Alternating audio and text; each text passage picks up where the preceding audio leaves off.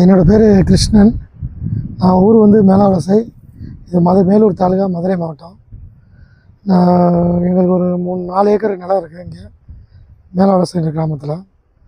இங்கே சில காரணங்களால் இங்கே கரண்ட் சப்ளை, பவர் சப்ளை எடுக்க முடியல, தனிப்பட்ட காரணங்களால்.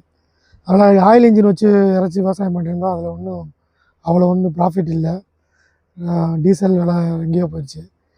அதனால் நான் யூடியூப்பில் யதார்த்தமாக அந்த வீடியோ பார்த்தேன். இந்த சோலார் பேனல், இந்த கேடெக் தென்காசியிலேருந்து அவங்க பண்ணி ஒரு வீடியோ பார்த்தேன், அவங்களோட வீடியோ.